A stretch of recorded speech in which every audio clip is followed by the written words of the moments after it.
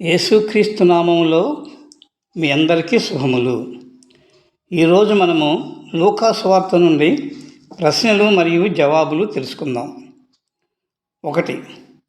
యేసు పాపి విషయమై చెప్పిన మూడవ ఉపమానం ఏమి? జవాబు: పాపి విషయమై చెప్పిన మూడవ ఉపమానము తప్పిపోయిన కుమారుడు. 2.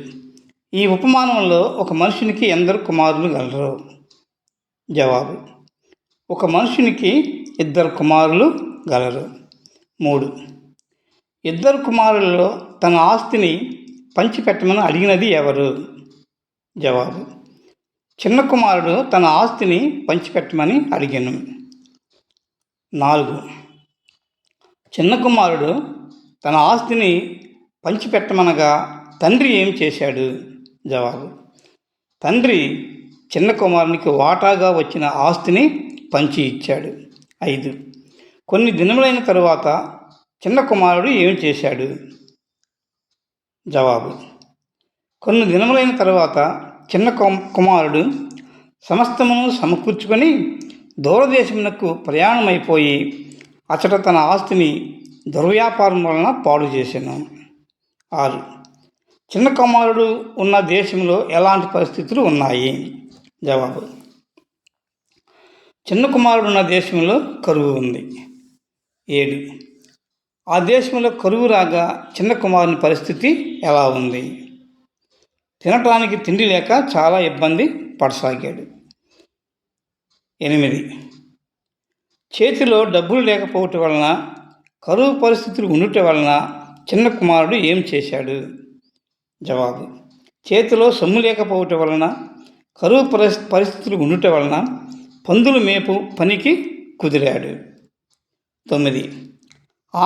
ఆకలి బాధ భరించలేక చిన్న కుమారుడు ఏమి తిని తన కడుపు నింపుకోవాలని ఆశపడ్డాడు? జవాబు: పందులు తిని పొట్టు తిని తన కడుపు నింపుకోవాలని ఆశపడ్డాను, కానీ అదీను అతనికి దొరకలేదు. 10. తినుటకు ఏమి దొరకనందున బుద్ధి వచ్చి ఏమనుకున్నాడు? తినుటకు ఏమీ దొరకనందున బుద్ధి వచ్చి తన తండ్రి యొద్ద ఎంతోమంది కూలివాండ్రకు అన్నము సమృద్ధిగా ఉన్నది, నేనైతే ఇక్కడ ఆకలికి చచ్చిపోతున్నాను.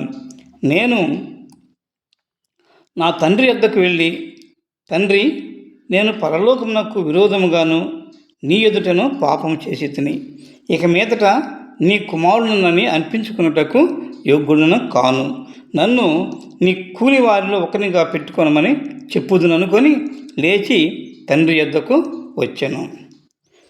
యేసు ఎప్పుడూ పాపులతోనూ సుంకరులతోనూ ఉంటూ వారితో భోజనం చేయించు ఉంటాడు. ఏమిటి అని పరిసయ్యులు శాస్త్రులు చదువుకోవటం యేసు విని వారికి 3 ఉపమానాలు చెప్పాడు. అందులో తప్పిపోయిన కుమారుడు ఉపమానము 3వది. ఈ ఉపమానంలో ఒక మనుషునికి 2 కుమారులు కలరు. వారిలో చిన్న కుమారుడు తండ్రితో విభేదించి తన ఆస్తిని పంచుకొని దానిని సమకూర్చుకొని దూరదేశమునకు వెళ్ళి అక్కడ దుర్వ్యాపారం చేసి తన ఆస్తిని మొత్తాన్ని కూడా పోగొట్టుకుంటాడు. మరి చిన్న కుమారుడు ఉన్నటువంటి దేశంలో కరువు ఉంది. కరువు వలన చిన్న కుమారునికి తినటానికి తిండి దొరకలేదు. కాబట్టి చిన్న కుమారుడు పందులు మేపువాని దగ్గర కూలిగా పనికి కుదిరాడు. అయితే ఆకలి భరించలేక ఆ పందులు పొట్టు తిని కడుపు నింపుకోవాలి అనుకున్నాడు, కానీ అది కూడా దొరకలా. అప్పుడు ఆకలి భరించలేక తన చిన్న కుమారుడు ఈ విధంగా అనుకున్నాడు అన్నమాట.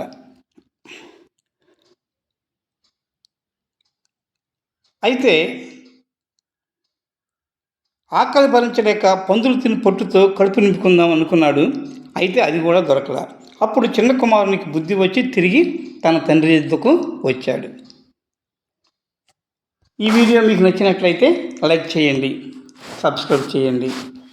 Thank you.